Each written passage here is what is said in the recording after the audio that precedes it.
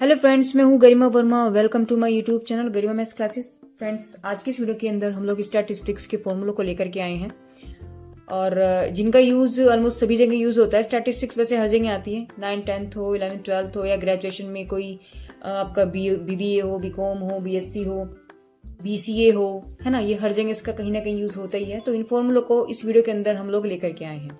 तो चलेगा, स्टार्ट करते हैं आज की इस वीडियो को। देखिए, सबसे पहला आता है आपका मीन।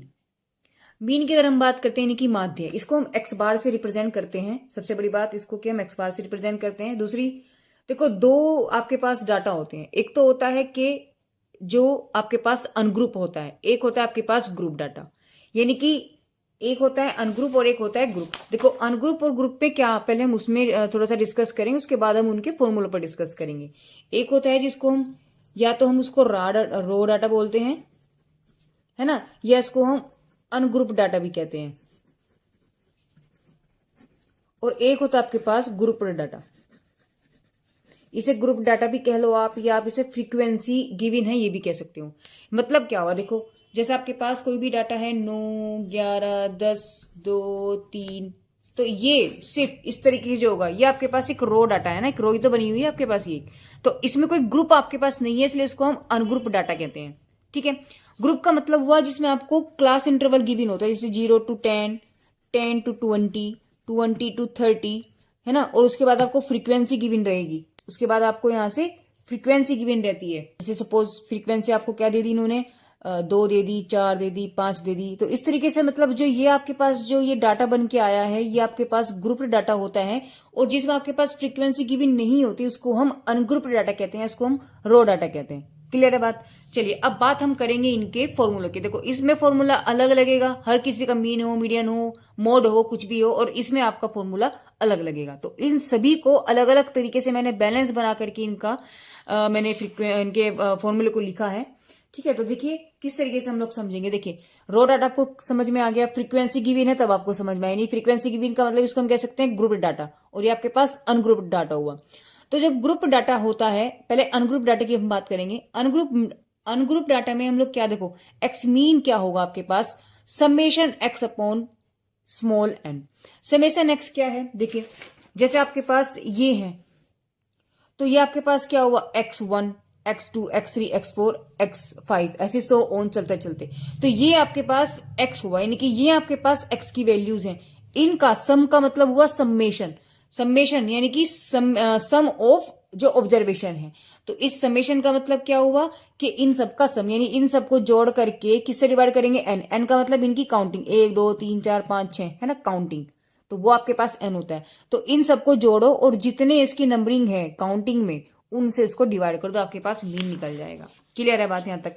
चलिए, अनग्रुप की बात थी, अब है ग्रुप डाटा की। ग्रुप डाटा में देखो, मीन निकालने की 3 मेथड है। एक तो आपके पास डायरेक्ट मेथड, जिसे हम लॉन्ग मेथड भी कहते हैं, एक है एज्यूम्ड मीन का, और एक है स्टेप डेविएशन। तो डायरेक्ट मेथड जो आपके पास, यानी कि जो लॉन्ग मेथड है, इसमें क्या है, देखिए, X bar is equal to, अब आपके पास फ्रीक्वेंसी गिवन है, यानी कि ग्रुप डाटा है तो इसमें आपको फ्रीक्वेंसी गिवन तो रहेगी। तो फ्रीक्वेंसी देखो यही था एक्स अपॉन एन, तो सेम यहीं पर ही है, एक्स के साथ आपके पास फ्रीक्वेंसी ऐड हो जाएगी, बस और कुछ नहीं। समेशन एफ आई एक्स आई, ठीक है ना, और समेशन एफ आई। देखिए समझिए किस तरीके से, जैसे आपके पास ये फ्रीक्वेंसी है तो एक तो इनका सम आप करेंगे, क्या बन जाए आपके पास, समेशन एफ बन जाएगा।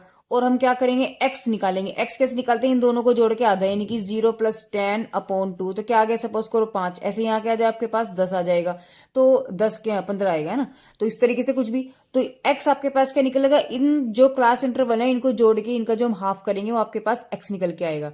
फिर हम क्या करेंगे, इनकी मल्टीप्लीकेशन करेंगे, इस एफ की और एक्स की। समझ में आया। तो आपके पास जो एफ और एक्स की जो मल्टीप्लाई करके जो आंसर आएगा, नहीं आपके पास निकल गया एफ एक्स।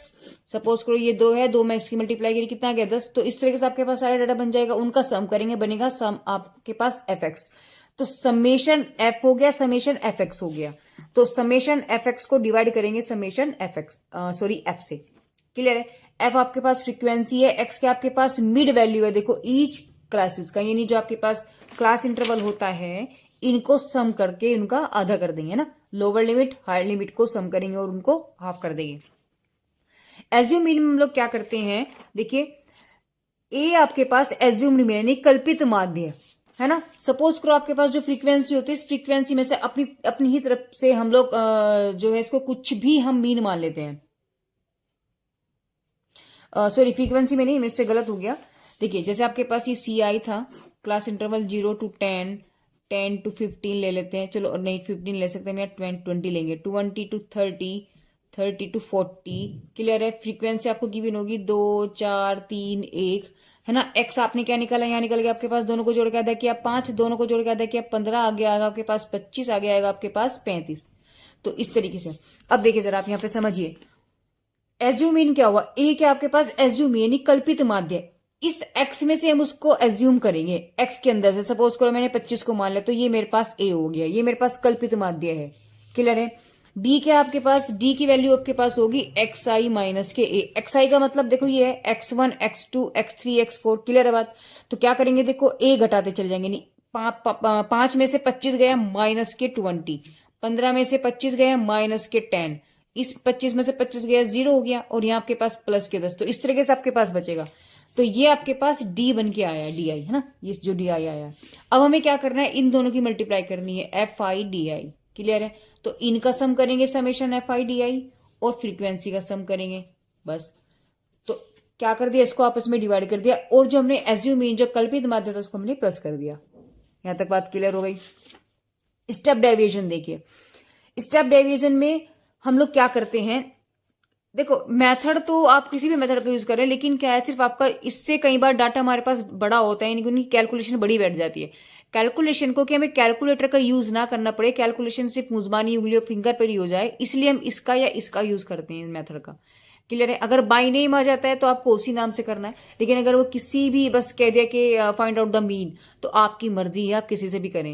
लेकिन मेरा माने तो अगर आपके पास डाटा बड़ा है, उसमें संख्याएं बड़ी बड़ी हैं, तो आप एज्यूम मीन का कर सकते हो या आप स्टेप डेविएशन का करें, आपकी मर्जी है। लेकिन अगर डाटा छोटा है, छोटी छोटी कैलकुलेशन, तो आप स्लोंग मेथड का करें, कोई प्रॉब्लम नहीं, डायरेक्ट मेथड को आप यूज कर सकते हो। चलिए खैर, फिलहाल हम लोग बात कर रहे थे स्टेप डेविएशन मेथड की। देखो एक्स बार आपके पास मीन है A plus summation F I U I upon summation F I into H. यहां डी था, यहां आपके पास म्यू आया है। म्यू क्या है, अब इसको भी देख लेते हैं। आपके पास म्यू की वैल्यू जो आएगी, एक्स आई में से ए घटेगा अपॉन जो इनके बीच का विड है, 0 to 10 कितना अंतर हुआ बीच का, 10 है ना। तो सबके बीच में 10 10 का ही होगा, ऐसा नहीं है जरूरी है किसी के बीच में 10 का भी होगा, ऐसा नहीं है। लेकिन फिलहाल मैंने आपको जो बताई है वो एच की वैल्यू के आपके पास यहाँ पर क्लास विड है, तो 10 हुआ। तो अब अगर मैं आपसे बात कहूं तो एज्यूम मेरे पास 25 है, एक्स की वैल्यू कितनी है, तो 5 माइनस के 25 अपॉन 10 यानी कि माइनस के 20 अपॉन 10, यानी वैल्यू आपके पास माइनस के 2 आ गई। देखो और भी छोटी आ गई है ना। ये आपके पास म्यू की पहली वैल्यू निकली है, ये आपके पास क्या निकला, यहां से म्यू आई निकल गया। तो पहला आपके पास क्या निकल गया, माइनस के 2। अब हमें क्या करना है, देखो एफ आई म्यू आई, यानी यहां से हमें क्या करना है, एफ आई म्यू आई निकालना है। तो एफ की और इस म्यू आई की, एफ की और म्यू आई की ऐसे मल्टीप्लाई हमें करनी है, तो वो तो डाटा बनेगा। आगे नेक्स्ट वीडियो में हम लोग इन पर क्वेश्चंस लेकर के आएंगे। यहाँ तो मैं आपको सिर्फ एक ओवरऑली समझा रही हूँ कि किस तरीके से हम लोग यहाँ पर कर सकते हैं। तो एफ आई म्यू आई आपका निकल गया, तो उनका मैंने सम किया, एफ आई आपके पास है इंटू एच आपके पास क्या, क्लास विड हुआ। क्लियर है। तो यहां वैल्यू रखेंगे और उसको सोल्व कर लेंगे, आपके पास मीन के तीनों फॉर्म में निकल गई। अब हम बात करेंगे मीडियन की। देखिए रो डाटा, ग्रुप डाटा, यानी अनग्रुप और ग्रुप। ग्रुप में जब अनग्रुप होता है हम लोग क्या करेंगे, देखिए ग्रुप अनग्रुप के अंदर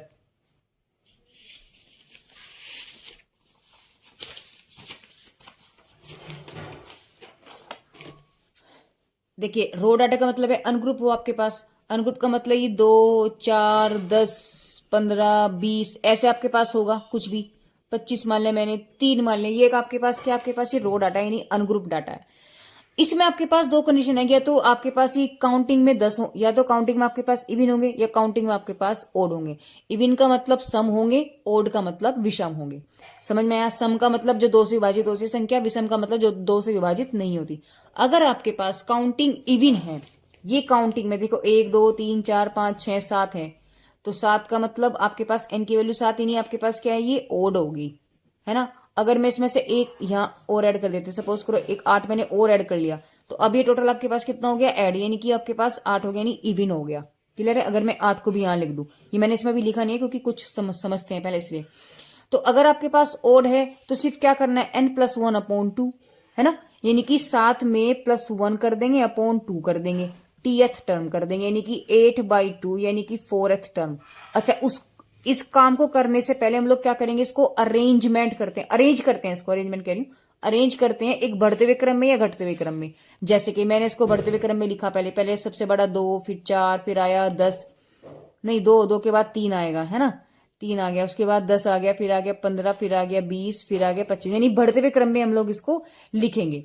ओके, अब बढ़ते हुए क्रम में देखो फोर्थ टर्म देखेंगे, 1 2 3 4, तो फोर्थ टर्म आपके पास क्या हुआ 10। तो यानी यहां से अगर मैं इसकी बात करूं, इस डाटा की आपकी मैं मीडियन की बात करती हूँ, तो आपके पास क्या निकल गया 10। अगर इसमें 8 और होता तो उसको हम बढ़ते हुए क्रम में लिखते, तो 2 3 4 8 10 15 20 25 हो गया। अब ये n की वैल्यू यहाँ पर क्या है 8, 8 के आपके पास इवन है।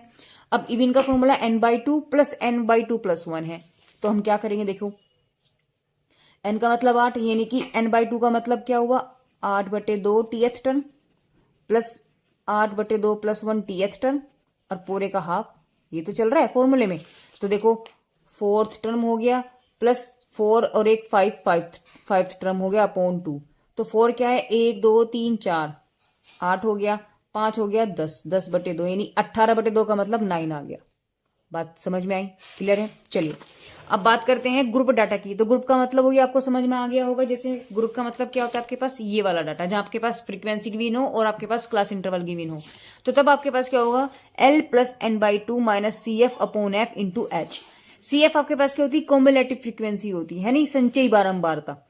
जब हम क्वेश्चंस करेंगे, एग्जांपल्स करेंगे, तब हम समझेंगे ये संचयी बारंबारता यानी कम्युलेटिव फ्रीक्वेंसी क्या होती है। एन का मतलब आपके पास समझ ही आ गया, टोटल सम उनका हो जाएगा। इनका मतलब डाटा का समय, फ्रीक्वेंसी का समय, ये एन के आपके पास फ्रीक्वेंसीज का समय। ओके, एल का मतलब यहाँ पर आपके पास लोअर लिमिट। लोअर लिमिट का मतलब आप समझे, जैसे आपके पास क्लास इंटरवल ही होगा, तो जिसमें भी आपके पास वो फ्रीक्वेंसी निकल के आ रही है, तो उसकी लोअर, सपोज करो इसके अंदर निकल के आ रहा होगा, मैंने एज्यूम ऐसे लिया है, आपका आंसर इसके अंदर निकल के आना, तो इस क्लास इंटरवल के अंदर, तो उसकी लोअर लिमिट ये होगी, ये लेंगे, नहीं 20 लेंगे। क्लियर है।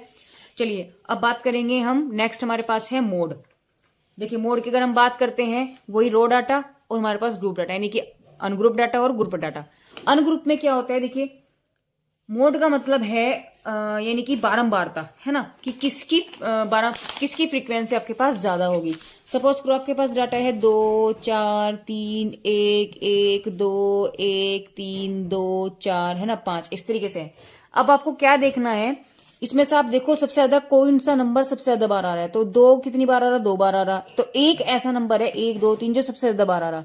तो अगर मैं इस डाटा की बात करती हूँ, तो आपके पास इसका मोड डायरेक्टली निकल जाएगा 1, जिसकी बारंबारता सबसे ज्यादा होगी, बहुलक वही होता है। ठीक है, ये बात आपकी हो गया। Most repeating value in the data set, यानी सबसे ज्यादा रिपीट होने वाली वैल्यू डाटा के अंदर, वो आपके पास मोड हो जाएगा। अब बात करते हैं ग्रुप डाटा की। देखो limit L + H F0 - F1 upon 2 F0 - F1 - F2। L का मतलब आपके पास लोअर लिमिट होती है, H का मतलब आपके पास क्लास इंटरवल होगा, F0 देखिए क्या होगा, frequency corresponding to modal class, यानी कि जिसमें आपके पास जो है बहुलक निकल के आएगा जिस फ्रीक्वेंसी के अंदर, वो आपकी फ्रीक्वेंसी होगी। दूसरा F1 क्या है, उससे प्रीसेंडिंग है, और F2 क्या आपकी वो प्रोसेंडिंग है। एक प्रीसेंडिंग है, एक प्रोसेंडिंग है, एक ऊपर और एक नीचे। जब हम क्वेश्चंस करेंगे आपको सब बातें क्लियर हो जाएंगी। अच्छा अब बात करते हैं इनके रिलेशन की, जो आपने पढ़ा था मीन मीडियन मोड, इनके बीच में रिलेशन होता है मोड बराबर 3 मीडियन माइनस की 2 मीन, बस। अच्छा इनमें आपके पास अक्सर क्या होता है कि क्वेश्चन सोल्व करने के लिए आते हैं, इनमें से कोई भी 2 वैल्यू आपको दे देंगे और आपसे तीसरी पूछ लिया जाएगी। तो इसमें कोई भी प्रॉब्लम नहीं है, 2 वैल्यू को भी दो, तीसरी अपने आप आपके पास निकल ही जाएंगी, इतने आप समझदार हैं ही। खैर रेंज यानी कि परिसर, परिसर का मतलब क्या हुआ, देखो परिसर का मतलब है, देखो क्या करना है, मैं रेंज में, जैसे मेरे पास ये डाटा है, तो इन्होंने क्या लिखा है, लोवेस्ट लार्जेस्ट टर्म माइनस के स्मॉलेस्ट टर्म, सबसे बड़ी संख्या लो। इसमें सबसे बड़ी संख्या क्या आपके पास, मेरे ख्याल से 5 है, तो 5, सबसे छोटी क्या है 1, तो कितना निकल गया, माइनस कर दिया मैंने 4। तो आपके पास अगर मैं इसका रेंज कहूं, इसका परिसर कहूं, तो मेरे पास आंसर क्या आ गया 4, लार्जेस्ट टर्म माइनस के स्मॉलेस्ट टर्म। स्टैंडर्ड डेविएशन यानी कि मानक विचलन, मानक विचलन को हम एसडी से रिप्रेजेंट करते हैं, यानी स्टैंडर्ड डेविएशन। वही एक हमारे पास ग्रुप डाटा और एक आपके पास अनग्रुप डाटा, उसी तरीके से आएगा। ग्रुप जो अनग्रुप डाटा है हमारे पास क्या होता है, standard deviation summation D square upon N का अंडर रूट। ठीक है, डी के आपके पास प्राप्तांकों का मध्यमान से विचलन है, यानी कि डेविएशन है off score from the mean. Questions करेंगे नेक्स्ट वीडियो के अंदर। डी स्क्वायर क्या है, इनका हम स्क्वायर कर देंगे। एन के आपके पास प्राप्तांकों की संख्या यानी कि नंबर ऑफ स्कोर से सम करना है, बस हमें और कुछ भी नहीं करना है। डी क्या है, वही जो हमने एसयू मीन के अंदर निकाला था, ए एक्स आई माइनस के ए आपके पास कल्पित माध्य होगा और एक्स आपके पास ऑब्जर्वेशन हो जाएंगे। बात करते हैं ग्रुप के अंदर, आई आपके पास क्या होगा, यहां से क्लास विड हो जाएगा, है ना, लेंथ ऑफ द ये, और समेशन एफ डी का स्क्वायर अपॉन एन माइनस के summation F D upon N का होल स्क्वायर का अंडर रूट। ओके, बात क्लियर है। एसडी में पता है मानक विचलन है, एफ डी क्या है हमारे पास, फ्रीक्वेंसी और जो ये आया था डी यहां से निकल के इस तरीके से उनका गुणनफल और उनका सम है। और डी स्क्वायर क्या है, देखो फ्रीक्वेंसी होगी और ये जो यहां से डी निकलता है फिर हम उसका डी स्क्वायर निकालते हैं डाटा में पूरा ना, तो उनके आपस में मल्टीप्लाई करते हैं। तो इस तरीके से अगर हम देखें तो लॉन्ग मेथड हमारे पास ये शॉर्ट मेथड होगा। लॉन्ग मेथड हमारे पास क्या है, इन्हीं जो डायरेक्ट मेथड हम कह सकते हैं कि summation F D square upon N का अंडर रूट। अब नेक्स्ट हम लोग बात करेंगे वेरिएंस की। अनग्रुप डाटा में क्या होता है, देखो वेरिएंस को हम सिग्मा स्क्वायर से हम रिप्रेजेंट करते हैं। Sigma square equal to summation के एक्स माइनस के एक्स बार का whole square upon capital N, है ना। या हम इसको अलग अलग जब हम इसको खोलेंगे ना तो मैंने डायरेक्ट इसका बहुत बड़ा पेज अगर हम इसको खोल के सोल्व करें ना यानी के लिए तो काफी लंबा बैठता है, लेकिन हमें इसकी जरूरत नहीं है। यहाँ पर हमें सिर्फ फॉर्मूले को सोल्व करना है, तो डायरेक्ट आपके पास आंसर आ जाएगा। देखो ये बनेगा summation X square upon capital N minus के X bar, capital X bar, है ना, मतलब एक्स बार है ये मीन का स्क्वायर का, इसको हम ये लिख सकते हैं। एन आपके पास नंबर ऑफ ऑब्जर्वेशन होते हैं, एक्स आपके पास गिवन ऑब्जर्वेशन जो गिवन रहेगा और एक्स बार आपके पास मीन हुआ।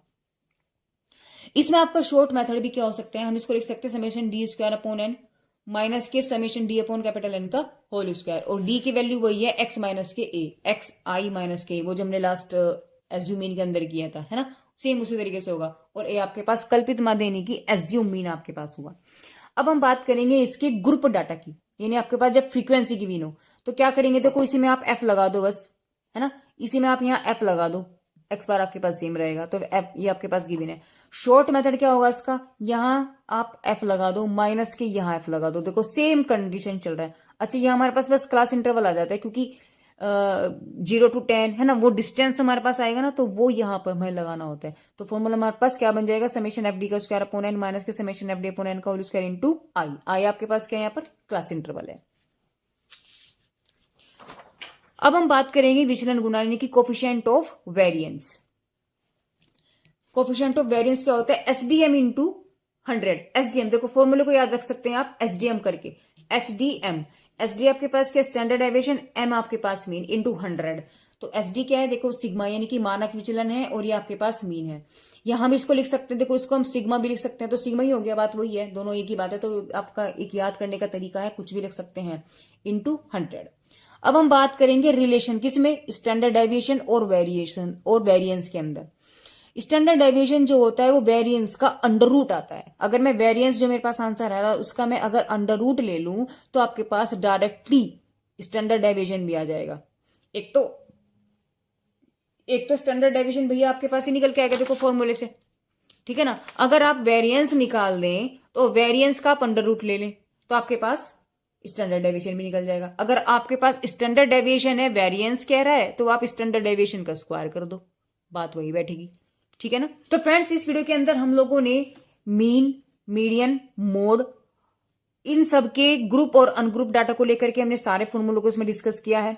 उसके बाद हमने यहाँ पे विचलन गुणांक यानी कि कोफिशिएंट ऑफ वेरिएंस निकाल लिया, एसडी निकाल यानी मानक विचलन हमने निकाल दिया, और यहाँ पर हम लोगों ने जो है वेरिएंस की भी बात कही है ना। सभी फॉर्मूलों को ऑलमोस्ट हमने इस वीडियो के अंदर समझाने की आपकी पूरी कोशिश की है।